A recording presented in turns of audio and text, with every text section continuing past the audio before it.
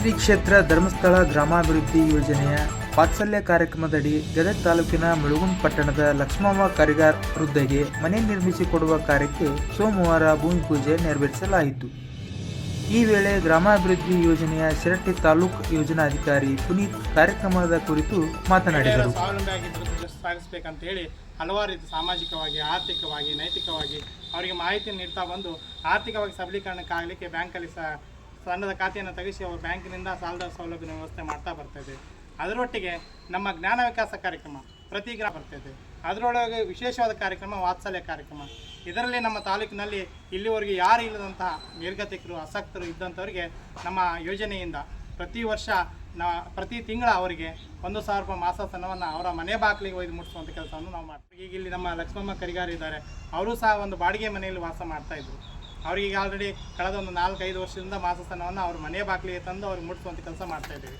ಅದರೊಟ್ಟಿಗೆ ಅವರ ಮನೆ ಇಲ್ಲ ಅಂತ ಒಂದು ಅಭಿಪ್ರಾಯ ಬಂತು. ಆ ಸಂದರ್ಭದಲ್ಲಿ ಅವರಲ್ಲಿ ಚರ್ಚೆ ಮಾಡಿದಾಗ ನನ್ನ ತಮ್ಮನ ಜಾಗ ಇದೆ, ಅವರು ನನಗೆ ಕೊಡ್ತಾರೆ ಇರೋವರೆಗೂ, ಅಂದರೆ ನಾನು ಇರೋವರೆಗೂ ನನಗೊಂದು ಜಾಗವನ್ನು ಬರ್ಕೊಡ್ತಾರೆ, ಅಲ್ಲಿ ಏನಾದರೂ ಮನೆ ನಿರ್ಮಾಣ ಮಾಡಿಕೊಡ್ಬೋದು ಅಂತ ಕೇಳಿದರು.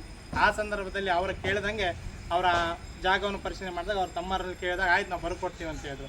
ಹಾಗಾಗಿ ಅವರ ಕೋರಿಕೆ ಮೇರೆಗೆ ಮನವಿಯನ್ನು ನಾವು ಧರ್ಮಸ್ಥಳಕ್ಕೆ ಕಳಿಸಿದಾಗ ಅಮ್ಮನವರು ಪೂಜ್ಯರು ಯಾವುದೇ ರಿಜೆಕ್ಷನ್ ಮಾಡದೆ ನೇರವಾಗಿ ಶಂಕ್ಷನ್ ಮಾಡಿ ಕಳಿಸ್ಕೊಟ್ಟಿದ್ದಾರೆ. ಶಂಕ್ಷನ್ ಆಗಿ ತಾಲೂಕಿನಲ್ಲಿ ಇದುವರೆಗೆ 4 ವಾತ್ಸಲ್ಯ ಮನೆಯನ್ನು ಕಟ್ಟಿಸ್ಕೊಡ್ತಾ ಇದೆ. ಇದು 4ನೇ ಮನೆ. ಇಡೀ ರಾಜ್ಯದಲ್ಲಿ 287 ಮನೆಯನ್ನು ಮೊನ್ನೆವರೆಗೂ, ಅಂದರೆ ಕಳೆದ ಒಂದು ತಿಂಗಳ ಹಿಂದವರೆಗೂ 287 ಜನ ಅಮ್ಮನವರು ಮನೆಯನ್ನು ನೇರವಾಗಿ ಯಾರಿಲ್ಲ ವಾತ್ಸಲ್ಯದಲ್ಲಿ ಹೇಳುತ್ತಾ ಪ್ರೀತಿ ವಿಶ್ವಾಸ ಅಂತೇಳಿ.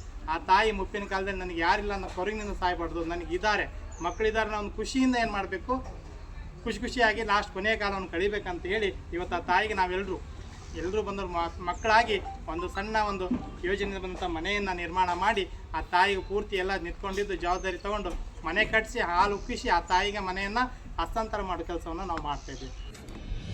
ಈ ಸಂದರ್ಭದಲ್ಲಿ ವೈದ್ಯರಾದ ಡಾಕ್ಟರ್ ಎಸ್.ಸಿ. ಚೌಡಿ, ಪಟ್ಟಣ ಪಂಚಾಯಿತಿ ಸದಸ್ಯರಾದ ವಿಜಯ ನಿಲ್ಗುಂದ್, ಮಹಾದೇವಪ್ಪ ಗಡಾದ್, ಎಸ್.ಸಿ. ಬಡ್ನಿ, ಮೇಲ್ವಿಚಾರಕಿ ಶಾಂತ, ಪ್ರಕಾಶ್ ಮದ್ದೀನ್ ಹಾಗೂ ಸೇವಾ ನಿರತರು ಭಾಗವಹಿಸಿದ್ದರು.